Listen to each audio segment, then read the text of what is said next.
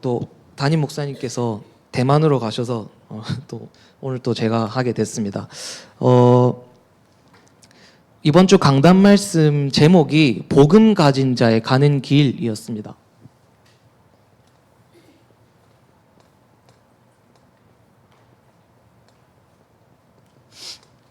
그래서 예수님께서 좁은 길로 들어가라 말씀하셨죠.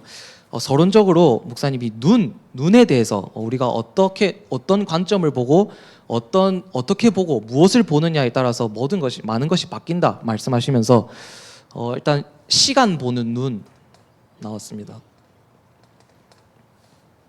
우리는 불신자들처럼 기회를 노리고 시간을 기다리는 것이 아니라 하나님의 시간표를 기다린다고 하셨습니다. 그러면서 우리는 7 망대 누리는 그 축복 속에 있어야 된다. 그리고 두 번째로 사건 보는 눈입니다.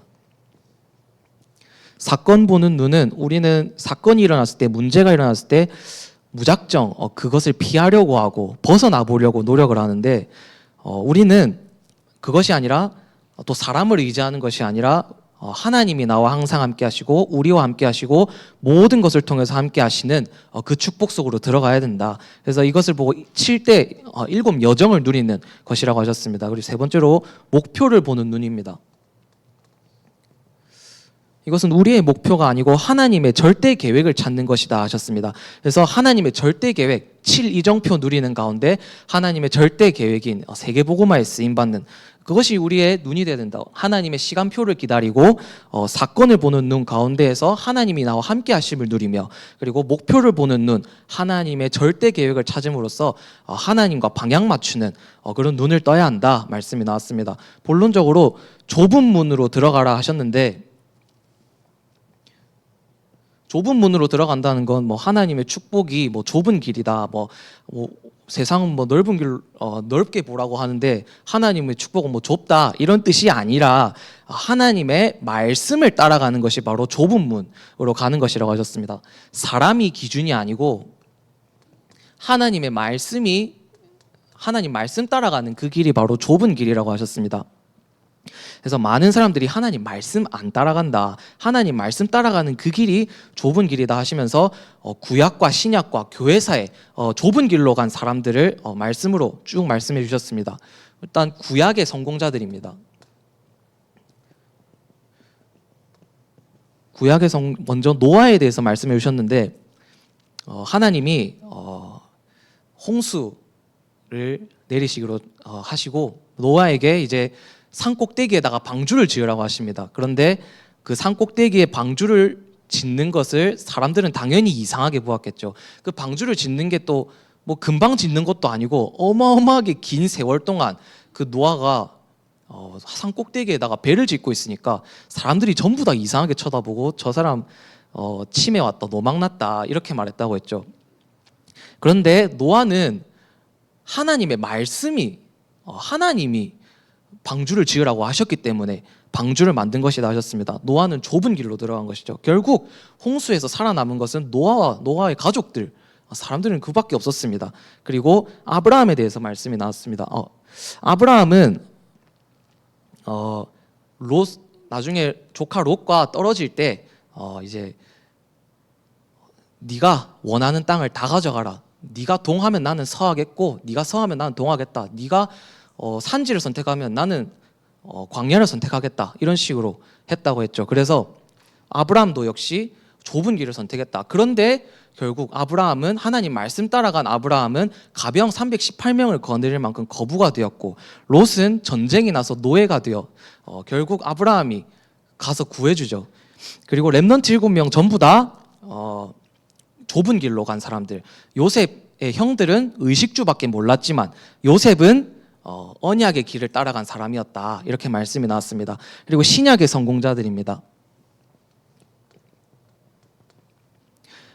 예수님 당시에는 예수님을 범죄자 취급했습니다. 그래서 예수님의 말씀을 듣고 예수님을 따라다니는 사람들 보고 저 사람 따라다니면 안 돼, 저 사람 범죄자야 라고 하면서 괴롭혔다고 했죠. 그리고 초대교회 사람들은 이단 누명을 썼다고 하였습니다. 완전 이단으로 그 정죄해서 금종령 완전히 사회생활을 하지 못하도록 하였고 계속 예수 믿고 전하는 그 자리로 가면은 사형까지도 시키는 그런 상황이 바로 초대교회 사람들의 상황이었다. 그리고 바울은 이단의 괴수로 몰려가지고 진짜 여러 번 죽을 뻔하였던 사도였죠.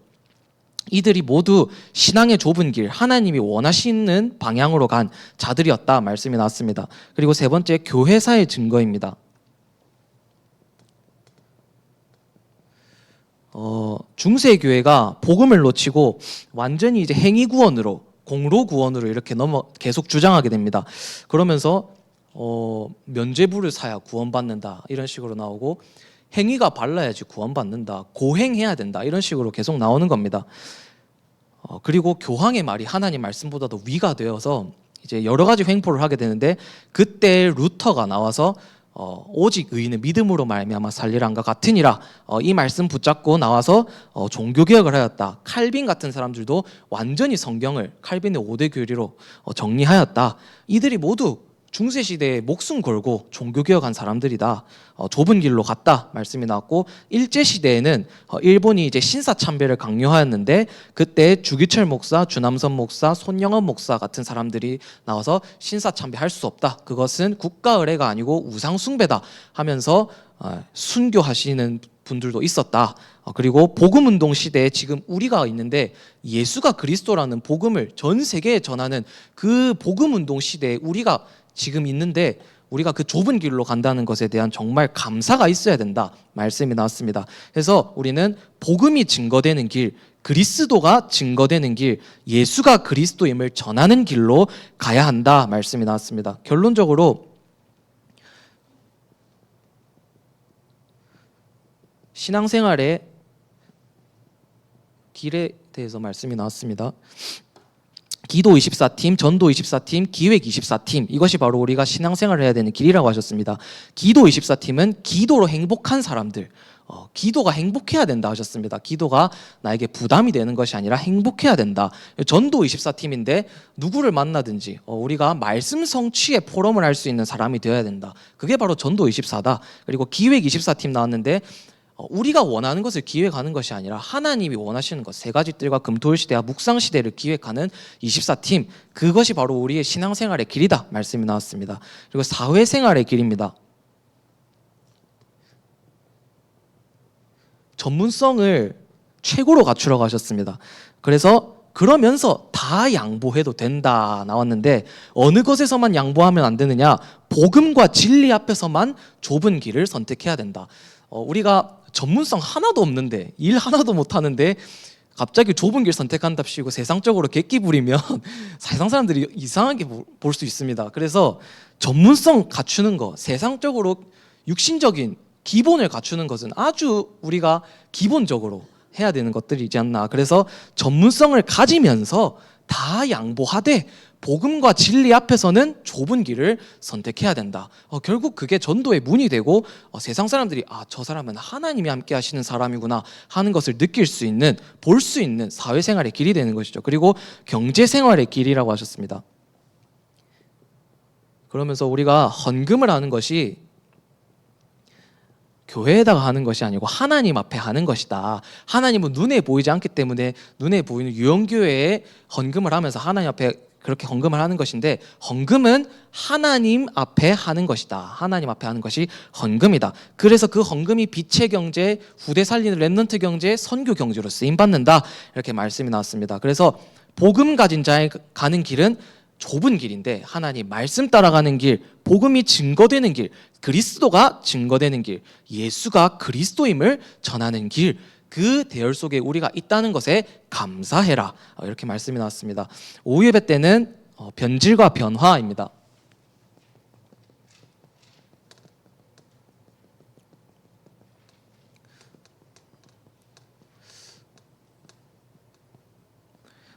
애굽이 변질되었습니다. 요셉이 있을 때까지만 해도 애굽은 이스라엘 백성들을 아주 잘 했었는데, 이제 요셉을 모르는 세대들이 애굽에서 일어나기 시작했죠. 그래서 이들이 변질이 되었습니다. 이스라엘 백성들을 핍박하기 시작했고, 이스라엘 백성들이 숫자가 늘어나니까 이제 이 애굽 사람들이 이 사람들이 세력이 커지면 위험해지겠다, 우리가, 이렇게 된 겁니다. 그래서 이스라엘 백성들을 핍박하기 시작합니다. 남자아이들이 태어나면 다 죽이라고 하였고 계속 노역시키고 채찍질하면서 일시키고 이런 식으로 하는 겁니다. 그런데 이스라엘은 거기에 노예가 되었습니다. 이스라엘은 축복을 누려야 되는 백성들인데 이스라엘도 역시 변질이 되어가지고 그 사단의 심부름을 하는 노예, 우상 신전 짓는 일에 쓰임받는 그런 노예가 되었습니다. 사단의 손에 잡히게 된 것이죠. 그래서 하나님은 이스라엘을 통해서 무엇을 하려고 하셨는가? 하나님이 이스라엘을 통해서 무엇을 하려고 하셨는가 보면은 출애굽을 통해서 하나님이 이스라엘에게 축복을 주십니다. 세절기의 축복을 주시죠. 유월절 구원입니다. 그리고 오순절 성령의 역사, 그리고 수장절 천국 배경입니다. 하나님은 이 세절기의 응답을 축복으로 이스라엘 백성들에게 주심으로써 사실 우리 세절기만 진짜로 누려도 정말 신앙생활에 아무 문제가 없을 만큼 하나님이 모든 축복 다 주신 것이죠. 그리고 광야에서 언약궤의 축복을 주셨습니다. 그리고 가나안 땅으로 들어가게 하시는데 여기서는 성막 중심으로 완전히 가게 하십니다. 세절기와 언약궤와 성막, 이 축복을 하나님이 이스라엘 백성들을 통해서 하려고 하셨던 겁니다. 그리고 실제로 하나님이 이스라엘 백성들에게 그 축복을 주셨습니다. 결론적으로 구원받았다는 것이 무엇인가 나왔는데 12가지 문제에서 완전히 해방된 것이 바로 구원이다. 창세기 3장과 6장 11장 나 중심, 물질 중심, 성공 중심, 그리고 우상, 미신, 점술, 무속 이런 것들, 그리고 완전히 마귀 자녀, 우상 숭배, 정신 문제, 육신 문제, 그리고 지옥, 그리고 후대 문제까지 이 모든 12가지 저주에서 완전히 해방되는 것이 바로 복음이다. 구원받은 것이다. 예수님이 그리스도임을 믿고 구원받으면 절대로 해방될 수밖에 없는 12가지 문제에서 해방되는 것, 그리고 보좌의 망대와 여정 이정표를 누리는 것이 바로 구원이다.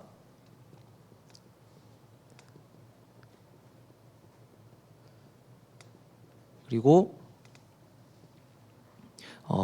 주인이 바뀌는 것이 구원이다, 이렇게 말씀이 나왔습니다. 그래서 우리의 주인은 하나님이 되어야 한다. 주인이 마귀인 것과 주인이 하나님인 것과는 완전히 하늘과 땅 차이죠. 눈에만 보이지 않을 뿐이지 운명이 송두리째 바뀌는 겁니다.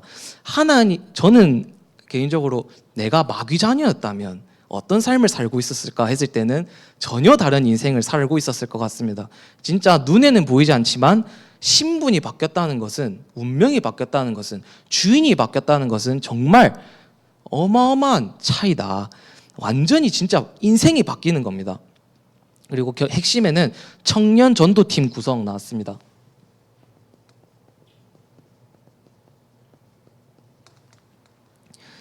세 가지가 맞아야 한다 서론에 나왔는데 하나님과 방향이 맞아야 한다고 하셨습니다.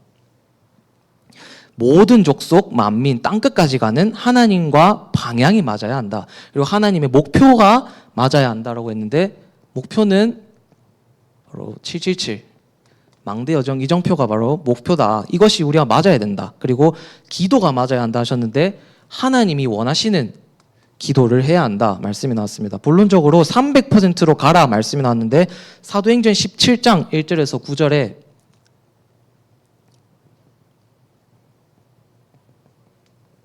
이곳에서 회당에서 들어가서 그리스도의 당위성, 필연성, 절대성을 선포했다. 그리스도가 당연히 이 땅에 오셔야 되는 이유, 그리스도가 모든 사람에게 필요한 이유, 그리고 그리스도가 아니면 안 되는 절대성, 그것을 회당에서 전했다. 그리고 사도행전 18장 1절에서 4절 역시 회당에서 기도를 가르쳤다. 안식일에 들어가서 기도와 예배와 기도가 무엇인지 가르쳤다. 그리고 사도행전 19장 8절에서 20절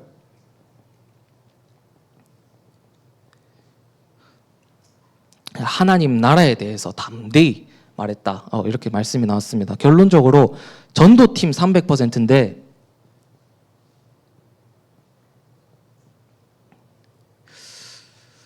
하나님이 준비하신 사람을 만나게 되어 있다 라고 말씀이 나왔습니다. 그러면 그리고 이 팀이 구성이 되면 응답이 먼저 온다. 그리고 축복부터 주신다. 이렇게 말씀이 나왔습니다. 그래서 보좌의 축복, 하나님 나라의 축복, 하나님 나라의 일이 이루어지는 축복 속에 있게 된다. 이 축복이 가장 큰 축복이다.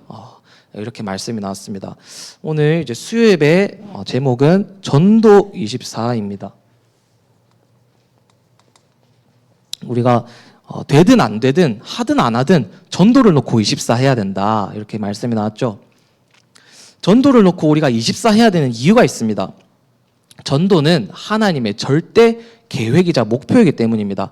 하나님이 우리를 자녀 삼으신 이유가 전도입니다. 마가복음 3장에 보면 내가 너희를 부른 것은 너희와 함께 있기 위함이요 또 나가서 전도도 하며 귀신을 내어 쫓는 권세도 가지게 하려 함이다.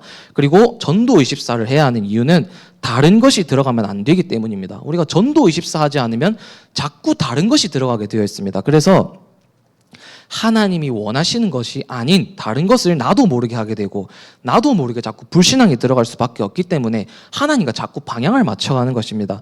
지금 우리의 흐름을 잘 봐야 됩니다. 전도하지 않을 사람들은 사실 좀 자꾸 나가게 되죠. 그래서 다른 것이 들어가면 안 되기 때문에 전도 24 그리고 세 번째로 내가 처한 상황에도 반드시 나를 향한 하나님의 전도 계획이 있기 때문에 나를 향한 100%죠.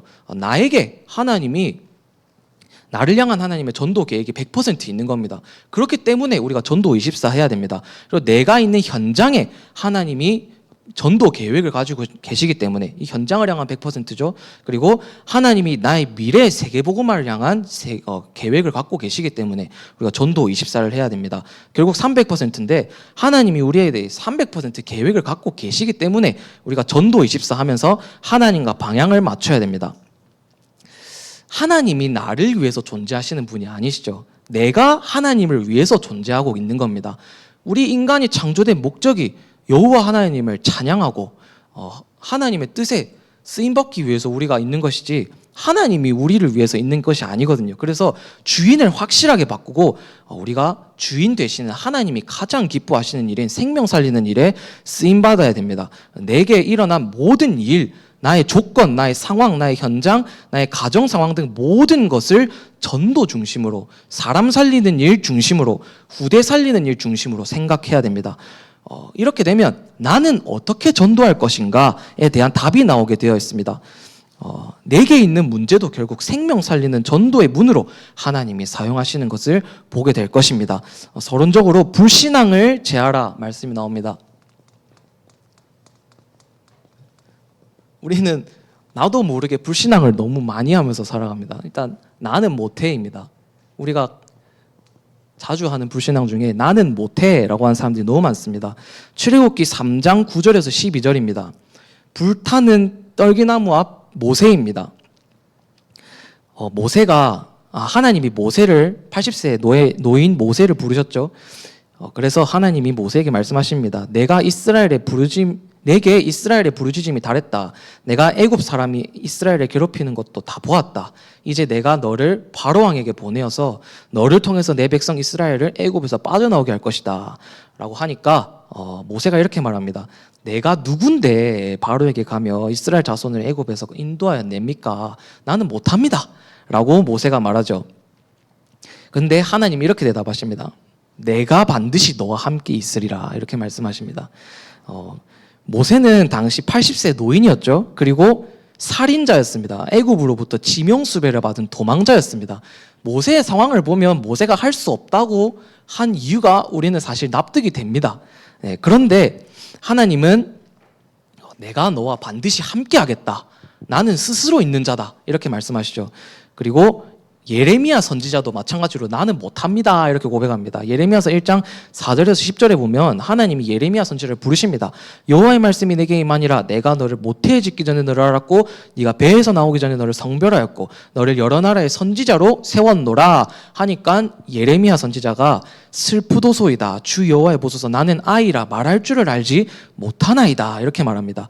여호와께서 이르시되 너는 아이라 말하지 말고 내가 너를 누구에게 보내든지 너는 가며 내가 네게 무엇을 명령하든지 너는 말할지니라. 너는 그들 때문에 두려워하지 말라. 내가 너와 함께하여 너를 구원하리라. 나 여호와의 말이라. 내가 내 말을 너의 입에 두었다. 내가 오늘 너를 여러 나라와 여러 왕국 위에 세워 내가 그들을 뽑고 파괴하며 파멸하고 넘어뜨리고 건설하고 심게 하였느니라. 예레미야는 모세와 반대로 아이라고 말합니다. 나는 아이라서 말할 수 없습니다. 이렇게 말하니까 하나님이 예레미야 선지자를 보고 내가 내 말을 너의 입에 두었다라고 말씀하시면서 너는 내가 누구에게 보내든지 너는 가서 말해라. 내가 너와 함께하겠다. 내가 너를 구원하리라. 나 여호와의 말이니라. 이렇게 말씀하십니다. 마가복음 3장 13절에서 15절에 보면 이것 예수님이 제자들을 부르시면서 하신 말씀입니다. 자기가 원하는 자들을 부르시니 나아온지라. 이는 자기와 함께 있게 하시고 또 나와 보내사 전도도 하며 귀신을 내쫓는 권능도 가지게 하려 하심이로라. 우리는 누가 뭐라 해도 하나님이 원해서 부르신 자들입니다. 그래서 하나님이 원하시는 건 뭐 젊고 빼어나오고 말도 잘하고 똑똑하고 정직하고 바르고 정의롭고 이런 것이 아닙니다. 그건 사실 인간의 기준이죠. 하나님이 원하시는 건 하나님이 또 우리를 사용하시는 건 하나님의 은혜가 임해서 복음 깨달았기 때문입니다. 다른 것이 아니라 복음 깨달은 게 이게 어마어마한 일이잖아요. 사실 대학 교수도 못 깨닫는 걸 하나님의 은혜로 우리가 깨달았으니 하나님의 일에 우리가 사용되는 겁니다. 그래서 우리가 주의 일을 할 수 있는 이유는 바로 하나님의 은혜가 임했고 우리에게 우리는 복음 깨달은 사람이기 때문입니다. 모세와 예레미야 선지자 모두 하나님의 부르심 앞에서 나는 할 수 없습니다 라고 말했습니다. 그런데 하나님께서는 이렇게 말씀하시죠. 두 번 다 똑같이 대답하십니다. 내가 너와 함께 하겠다. 우리는 사람 믿고 하는 내가 뭐 대단해서 하는 것도 아닙니다. 우리 뭐 실력이 대단해서 하는 것도 아니고 뭐 내가 뭐 똑똑해서 하는 것도 아니고 우리가 하는 이유는 하나님이 함께 하겠다고 하시니까 하나님이 나를 원하셔서 부르셨으니까 하나님이 나를 향한 전도 계획을 갖고 계시니까 우리가 하나님의 일에 쓰임 받는 겁니다. 그래서 좀 심하게 말하면 하나님이 부르시는데 자꾸 내가 할 수 없다고 하는 거는 나를 원하시고 부르셨으며 나를 통해서 일할 계획을 가지고 계신 하나님에 대한 불신앙이 되는 겁니다. 나를 부르신 이가 하나님이신데 자꾸 하나님이 부르셨는데 안 하겠다고 하면 하나님이 실수하시는 것도 아니고 그래서 나는 못해 이것도 사실 틀린 말입니다. 왜냐하면 우리와 하나님이 항상 함께 하시기 때문에 연약한 나를 통해서도 하나님이 할 일이 있다고 하시기 때문에 우리가 순종하는 겁니다.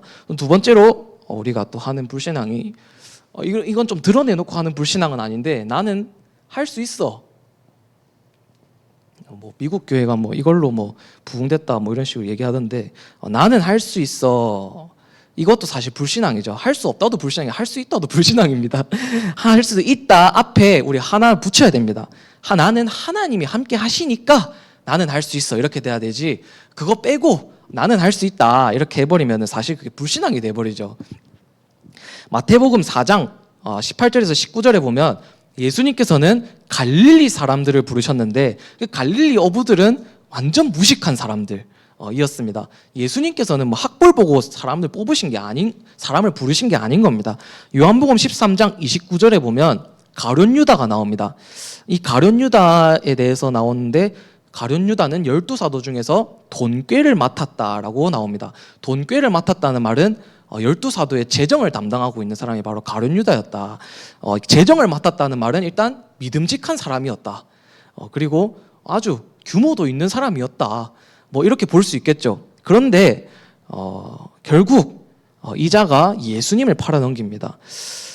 우리가 교회 일을 할 때 부디 가룟 유다처럼 하면은 안 되고 정말 하나님이 그러니까 이 말은 뭐 똑똑하면 안 된다 뭐 그런 말이 아니고 하나님의 기준은 사람과 다르다 그 말입니다. 아무리 정직하고 똑똑하고 해도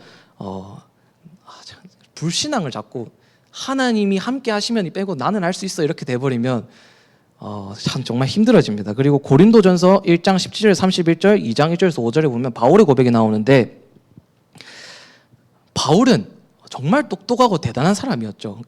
길리기아 다소 출신의 가말리엘 문화생의 바리새인 중에 바리새인이요 행위로는 흠이 없는 자, 이게 바울이었습니다. 아덴에서 철학자들과 논쟁을 하면서까지 복음을 전할 만큼 언변도 뛰어난 사람이었습니다.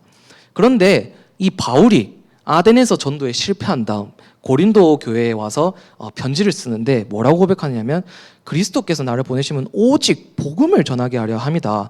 내가 말의 지혜로 하지 않으면 그리스도의 십자가가 헛되지 않게 하려 합니다. 바울은 복음 전하는 게 내 말의 지혜에 있다고 하지 않았습니다. 바울이 물론 대단한 사람이었으나 바울은 알고 있었습니다. 하나님이 이 세상에 지혜 있는 자들을 미련한 자들을 통해, 미련한 전도를 통해서 하나님이 또 구원의 역사를 이루신다, 이렇게 말씀이 나오는데, 바울은 성령의 역사를 알았던 겁니다. 한 사람이 구원받는 것이 내 말의 지혜에 있는 것이 아니라 진짜 성령의 역사와 인도 속에 있다는 것을 바울은 알았던 것입니다. 그래서 바울은 나는 그리스도와 그가 십자가에 못 박힌 것 외에는 아무것도 알지 아니하기로 작정하였다. 내 말과 전도함이 설득력 있는 지혜의 말로 아니하고 다만 성령의 나타나심과 능력으로 하여 너희 믿음이 사람의 지혜에 있지 아니하고 다만 하나님의 능력에 있게 하였노라, 이렇게 말합니다. 절대 나의 능력이라고 바울은 말한 적이 없습니다. 그 똑똑한 바울도 나의 능력으로 전도했다, 선교했다 말한 적이 없습니다. 오직 하나님의 능력에 있게 하려 합니다. 내가 그리스도 십자가 못 박힌 것 외에는 난 알지 않기로 작정하였다. 모든 것이 다 배설물이다, 이렇게 고백한 게 바울이었습니다. 이처럼 전도는 하나님이 하시는 일입니다. 내 능력으로 하는 것이 아닙니다. 물론 능력이 있으면 좋긴 할 것이면 능력 없는 것보다 있는 것이 좋겠죠. 능력이 필요 없다는 말도 아니고 육신적인 것도 필요 없다는 말도 아니고 우리가 갱신하지 않아야 된다는 말도 아닙니다. 다만 그것으로 세계복음화 하는 것은 아니다라는 겁니다. 세계복음화는 하나님이 하시는 것입니다. 이거를 믿어야 됩니다. 복음이 증거될 때 성령이 역사하신다는 것. 전도는 성령의 역사 아니면 절대 불가능합니다. 절대 불가능. 아무리 프로그램이 좋고 내용이 좋고 교육적으로 세상적으로 뛰어나다고 해도 성령의 역사가 없으면 전도는 절대 불가능입니다. 절대 불가능. 진짜 놀이터에서 어린아이 붙잡고 한 명 영접시키는데도 성령의 역사 아니고서는 절대로 일어날 수가 없는 일이에요. 그래서 전도는 하나님이 하시는 일이다. 세 번째, 우리가 또 최근에 많이 하는 불신앙 중에 우리 교회라고 되어 있는 단체라고 해도 되겠죠. 안 될 거야, 이렇게 말하는 사람들 많습니다. 그 이유를 한번 들어보십시오. 그 이유를 생각하고 있는 사람들 이유를 전부 다 들어보면 육신적인 것밖에 없습니다. 그 사람 하는 얘기 들어보면 안 될 거야 하는 이유 들어보면 육신적인 얘기밖에 없습니다. 우리 영적인 눈을 떠야 됩니다. 고린도전서 3장 1절에서 9절에 어떤 배경이냐면 고린도 교회가 바울파, 아볼로파로 나눠졌습니다. 그래서 바울이 그 현장에 편지를 씁니다. 그 내용이 바울이 이렇게 편지를 쓰는데, 내가 아직도 너희에게 영의 양식을 밥으로 주지 못하고 어린아이 대하듯 젖으로 준다. 너희는 아직도 육에 속한 자다. 너희 가운데 시기와 분쟁이 있으니 어찌 육신에 속하여 사람을 따라 행하느냐. 어떤 이는 아볼로파라, 어떤 이는 바울파라 한다. 아볼로는 무엇이며 바울은 무엇이냐. 그들은 주께서 주신 대로 너희로 하여금 믿게 한 사역자들이니라. 나는 심었고 아볼로는 물을 주었을 때 오직 하나님께서 자라게 하셨다. 그런즉 심는 이나 물 주는 이는 아무것도 아니로되 오직 자라나게 하시는 이는 하나님 분이시니라, 이렇게 말씀합니다. 우리는 사람 따라가는 것이 아니죠. 오직 복음 따라가는 것입니다. 오직 세계복음화의 언약의 여정을 따라가는 것입니다. 우리가 하나님을 믿는 자들이지 사람을 믿는 자가 아니지 않습니까? 하나님이 하시는 것이 바로 세계복음화다. 그리고 하나님의 기준입니다. 하나님의 기준은 복음 전하는 것, 사람 살리는 것에 있지 윤리와 도덕과 행정과 정의와 교육의 높은 수준에 있지 않다는 것, 이걸 우리가 분명히 알아야 됩니다. 성경 수많은 곳에 하나님의 기준이 윤리와 도덕적인 것들이 아니라는 것들이 많이 기록되어 있죠. 모자라고 용서받지 못한 실수를 저질렀을지라도 오직 복음 전하고 세계복음하는 자는 하나님이 보호하셨습니다. 그런데 반면에 아무리 뛰어나고 발라도 하나님의 뜻과 맞지 않는 자는 하나님이 불러가셨음을 우리가 이해해야 됩니다. 그런데 또 빌립보서 2장 11절에서 18절에 보면 이렇게 말씀이 나옵니다. 너희는 너희 구원을 이루어라 말씀이 나옵니다. 너희는 너희 구원을 이루어라. 너희 안에 행하시는 이는 하나님이시니 자기의 기쁘신 뜻을 위하여 너희의 소원을 두고 행하게 하시니 모든 일을 원망과 시비가 없이 하라. 그렇다고 우리가 너무 또 그거 되면 안 됩니다. 방종하게 되면 또 안 되겠죠. 우리는 이미 구원을 받았습니다. 천국 백성이 맞습니다. 구원은 절대 변하지 않고 한 번 하나님 자녀는 영원한 하나님 자녀입니다. 그런데 이 성경 구절은 구원을 이루어라 라고 말씀하고 있습니다.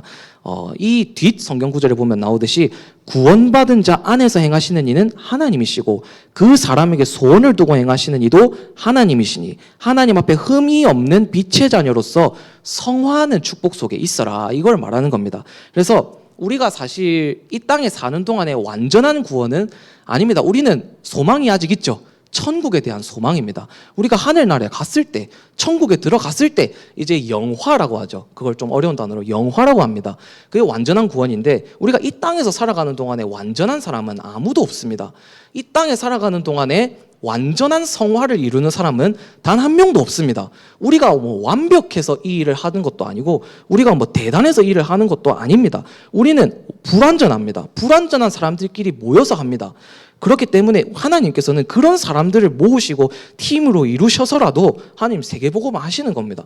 어디 지금 완벽한 사람이 있는 것이 아닙니다. 우리가 그래서 우리는 다시 한번 말하지만 정말 세계복음화는 하나님이 하시는 일이다. 우리는 불완전한 사람들이 하나님의 뜻에 원네스 되어서 하나님이 주시는 힘과 은혜로 헌신하는 것입니다. 그래서 우리가 정말 이런 불신앙들을 제하고 하나님이 하시는 세계복음화 그 대열 속에서 응답받는 예언교회가 되었으면 좋겠습니다. 본론적으로 전도 24인데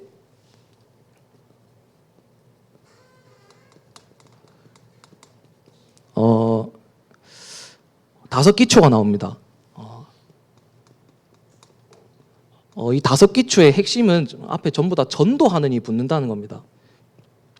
먼저 다락방인데 전도하는 다락방입니다. 많은 사람들이 다락방 하면은 개인 양육을 생각을 하는데 사실 본래 다락방의 목적은 개인 양육이 아닙니다. 개인 양육이 아니라 다락방의 목적은 전도입니다. 전도하는 다락방입니다. 그래서 다락방은 그 사람을 보고 들어간다기보다 그 현장을 보고 들어가는 것이 맞다. 그래서 영혼 구원의 한 현장에 전도의 문을 보고 영혼 구원의 계획을 보면서 그 현장에 파고 들어가서 말씀 운동을 펴서 예수 생명, 예수 능력 하는 것이 바로 다락방입니다. 그래서 요즘 유 목사님은 시간 정할 필요도 없다 이렇게 말씀하시면서 전도의 계획 보고 현장으로 들어가라 말씀하시죠. 그런데 그 속에서 양육은 이제 되어지는 것입니다. 되어지는 것. 초창기에 유 목사님 다락방은 시간과 장소를 정해놓고 이제 가정집에 들어가서 이제 써붙여놨다고 했죠. 문 앞에다가 몇 날 몇 시 말씀 전하는 집 이렇게 딱 붙여놓으면 사람들이 그거를 보고 와서 이제 구원받는 사람들도 있고 그렇게 했다고 말씀이 나옵니다. 그런데 그렇게 하다가 계속 하다가 유 목사님이 이제 빠져나오시고 그런데 빠져나오는 그거를 사람들이 이해 못한다고 하시죠. 빠져나가려고 하면 사람들이 유 목사님 왜 가십니까? 제발 여기서 계속 말씀 전해주세요 하는데 유 목사님은 계속 현장으로 가신 겁니다. 현장으로. 거기 말고도 가야 될 현장들이 너무 많기 때문에 제자가 세워지면 유 목사님은 세워놓고 빠져나오시는 겁니다. 어떤 한 랩런트가 이렇게 말하더라고요. 전도사님 다락방 줌으로 하면 안 돼요? 라고 물어보던데 저 줌으로 하는 거 허락하지 않았습니다. 그 이유가 있어요. 제가 그 현장으로 가기 위해서. 왜냐하면 그 현장 보고 들어가는 거지 줌으로 하면은 그 아이에게 말씀 주는 것밖에 안 되잖아요. 그래서 물론 그 아이가 말씀 들어가는 것도 중요하지만 그 아이를 통해서 그 뒤에 현장을 보는 겁니다. 그 아이가 있는 그 초등학교, 중학교, 고등학교 현장 그 뒤를 보고 들어가는 것이기 때문에 줌으로 하는 다락방 허락하지 않습니다. 무조건 가야 돼. 저는 무조건 가야 돼요. 죽이 되든 밥이 되든 일단 가서 하는 게 그 이유입니다. 두 번째 팀 사역입니다. 팀 사역도 사람들이 사실 또 개인 양육으로 생각하는 사람도 많은데 개인 양육이 이것도 사실 목표가 아닙니다. 전도하는 팀 사역, 전도하는 팀 사역. 팀 사역은 개인입니다. 우리가 개인에게 해줘야 될 것들이 너무 많죠. 그렇기 때문에 우리가 또 그 개인에게 말씀 성취 포럼, 감사거리 등을 포럼하면서 영적으로 좋은 영향을 끼쳐주는 겁니다.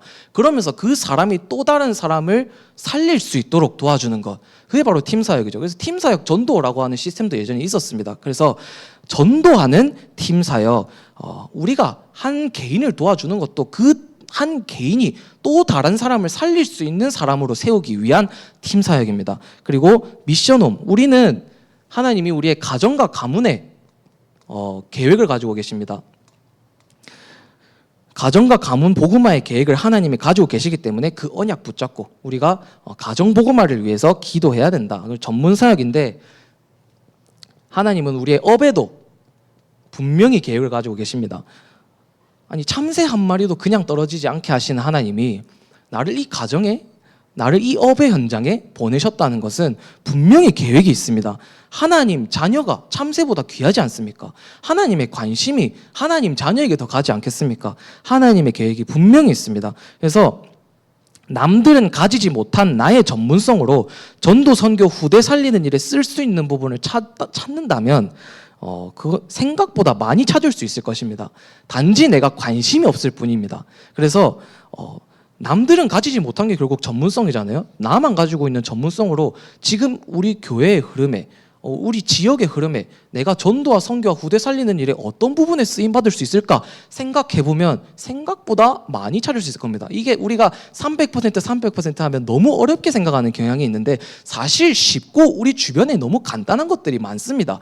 지금 우리 교회에 킥보드 몇 개 놔둔 것도 어떻게 보면 300%일 수 있어요. 우리 랩런트들 점심시간에 너무 심심해하길래 킥보드 몇 개 갖다 놨더니 그 노는 것도 어떻게 보면 300%가 될 수 있습니다. 그리고 어떤 분이 뭐 저금통 모아 놓은 게 있는데 그거를 우리 랩런트도 훈련관 쓸 수 있을까 해서 봤더니 그 저금통에 들어있던 그 동전 액수가 딱 걔네들 훈련 갈 수 있는 액수에 딱 맞아지더라고요.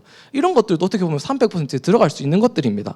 그래서 우리가 내가 할 수 있는 부분들이 어떤 부분들이 있을까 조금만 관심 가지고 생각해 보면 우리가 찾을 수 있는 부분들이 많습니다. 그리고 지교회입니다. 지교회는 지역 살릴 제자들이 모인 곳이 바로 지교회입니다. 우리가 지교회 하면 건물을 생각할 수 있는데 건물이 아닙니다. 건물이 있어도 지역 살릴 제자들이 모이지 않다면 그 지교회는 지속될 수가 없습니다. 지역 살릴 제자들 중심으로 전도가 지속적으로 일어나는 것이 바로 지교회입니다. 그래서 우리가 전도하는 지교회를 진짜 회복해야 되겠죠. 유 목사님은 이렇게 말씀하시던데 나는 지금 현장으로 내가 가라고 하면은 지교회 금방 여러 개 만들 수 있다 이렇게 말씀하시던데 솔직히 전 자신 없고요. 유 목사님이시니까 농담이고 여튼 우리가 지교회를 정확하게 알아야 되는 게 지역 살릴 제자들이 모이는 곳이 바로 지교회다. 그리고 지금 우리 교회의 시스템입니다. 두 번째로 지금 우리 교회가 인도받고 있는 세 가지 뜰의 시스템이죠. 이방인의 뜰, 한국어 교실입니다. 이 한국어 교실이 전도와 선교의 문이 되어서 오직 복음에 반응하는 사람들이 나와서 도움받기 위해서 교회 오는 게 아니라 다른 동기 때문에 교회 오는 게 아니라 처음에 올 때는 뭐 몰라도 나중에는 결국 예수 그리스도 때문에 교회 오는 사람, 그 사람을 발견해서 정말 전도와 선교의 문을 여는 그런 한국어 교실이 되게 해달라고 기도해 주시고 기도의 뜰, 이건 치유전도학교가 되겠죠. 치유전도학교는 전도학교라는 시스템이 불신자들도 초청하는 시스템입니다. 그래서 지역의 병든 자들이 와서 실제로 메시지 듣고 5가지 치유, 그걸 통해서 실제 치유하는 가운데 과학적이고 성경적이고 아주 건전한 치유를 통해서 우리가 서서히 인도받아 나가는 가운데 지역에 예은교회 갔더니 나았다더라, 예은교회 가면 낫는다더라 하는 소문이 나는 그런 시스템이 되게 해달라고 기도해 주시고, 그리고 아이들의 뜰입니다. 이건 서밋스쿨이 되겠죠. 지금 거제 통영 통합 서밋스쿨이 진행되고 있습니다. 이런 부분들이 전부 다 우리 랩런트들이 세계복음화하는 서밋으로 키우는 시스템이 바로 이런 서밋스쿨입니다. 그래서 내가 물질적으로 육신적으로 헌신 못하더라도 기도로라도 우리가 마음을 모아서 하나님이 기뻐하시는 그 일에 방향을 맞춰야 된다. 세 번째로 한 가지 방향과 목표를 바라보는 팀입니다.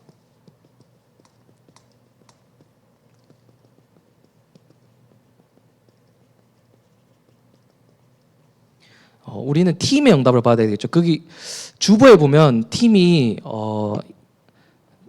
조금 헷갈릴 수 있게 단어가 여러분들 혼동되어 있는데 그 담임 목사님이 하신, 여러분들 헷갈리지 않게 담임 목사님이 하신 그 단어대로 그대로 가도록 하겠습니다. 일단 기도 24팀입니다.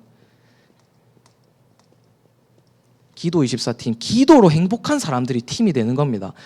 기도가 내게 부담이 되면 기도를 잘못 알고 있는 거다라고 말씀하셨죠. 그래서 기도가 행복해야 된다. 기도가 진짜 복음을 누리는 것이 기도고 하나님이 주시는 힘을 얻는 것이 기도고 그런 것이 기도인데 기도가 당연히 부담이 되면 안 되겠죠. 그래서 기도로 행복한 사람들이 모인 기도 24팀 그리고 전도 24팀입니다. 전도 24팀은 강단 말씀이 성취되는 것을 포럼하는 팀이죠. 강단 말씀 성취의 포럼 팀입니다. 강단 말씀이 하나님의 말씀이 성취되는 것을 포럼하는 팀. 그래서 5인 1조 메시지가 나왔죠. 장로님들 그리고 성도님들, 교육자들 그리고 렘넌트들까지도 이렇게 팀이 되어서 말씀 성취의 포럼을 하는 것입니다. 사람말 하는 것이 아니라 말씀 성취의 포럼을 하는 것입니다. 그게 전도다. 그리고 기획 24팀.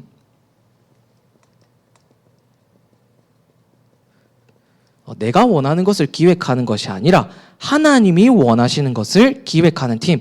세 가지 뜰 금토시대 묵상시대를 기획하는 팀이다. 이런 팀들은 공식적으로 있는 팀이 아닙니다. 이제부터 누구는 팀입니다 하고 해서 하는 팀도 아니고 그리고 이런 팀은 또 많으면 많을수록 좋다 이렇게 말씀이 나왔죠. 한 팀만 있어도 교회를 살리게 되어 있다 말씀이 나왔습니다. 이 팀 구성도 사실 성령 인도 받는 가운데 되어지는 겁니다.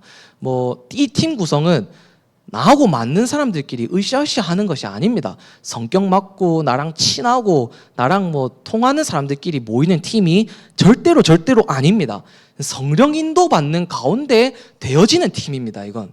그래서 팀 구성부터가 성령 인도 받는 팀 구성이 돼야 정말 제대로 전도를 할 수 있는 겁니다. 그래서 지속되는 전도 가운데 있으면 반드시 성령인도 속에 있어요. 이 성령인도 받는 가운데 팀이 만들어지지 않으면 어떻게 되냐면 결국 지속을 할 수가 없게 됩니다. 우리가 인위적으로 만든 팀 그거 얼마나 아무리 성격 잘 맞는 사람들끼리 모았다고 해도 성령인도 가운데 되어지는 팀이 아니라면 사실은 그건 하나님이 원하시는 전도와 선교의 방향과 멀어질 수가 있다. 사실 인본주의 쪽으로 갈 확률이 높은 팀이다. 그렇게 볼 수 있겠죠. 그래서 이 팀 구성도 성령 인도 받는 가운데 되어지는 것입니다. 되어지는 것. 어느 날 봤더니 우리가 팀이었구나. 이런 응답 가운데 있는 겁니다.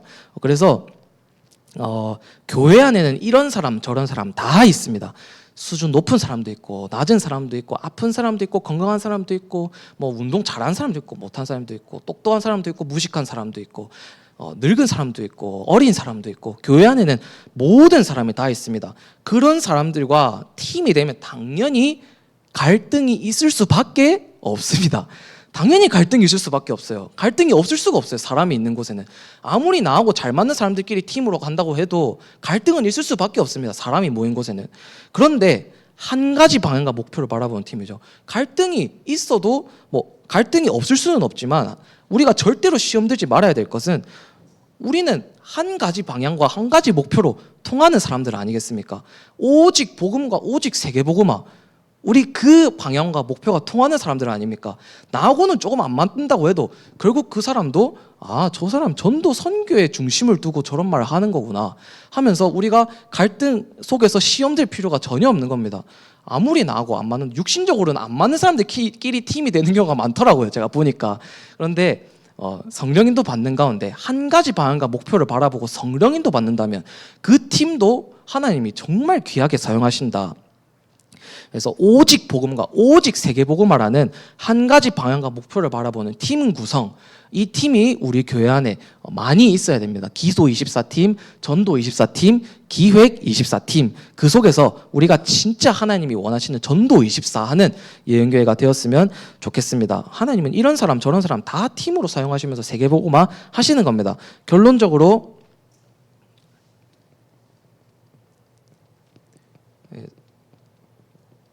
성령인도입니다. 결론 성령인도, 성령 충만, 성령의 역사입니다. 왜냐하면 전도는 하나님이 하시는 것이기 때문에 성령의 역사가 아니고선 절대 불가능한 것이 전도입니다. 그래서 우리가 성령 인도 받는 것은 말씀 따라가는 것이라고 했는데 우리의 최고의 캠프 메시지가 무엇이냐? 강단 메시지입니다. 강단 메시지가 우리의 최고의 캠프 메시지다. 정말 강단 메시지를 생명처럼 붙잡고 인도받아 나가면 됩니다.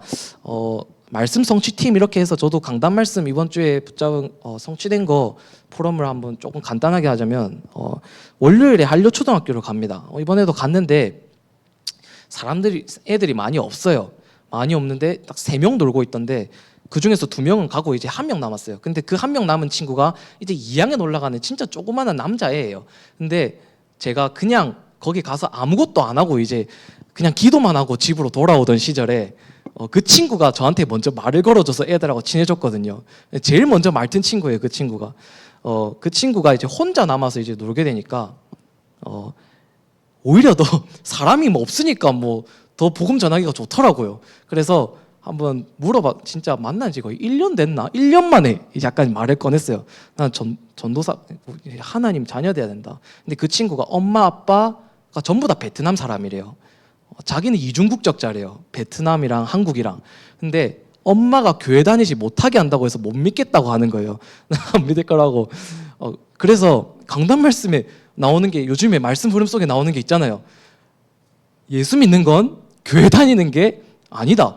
구원은 개인 구원이다.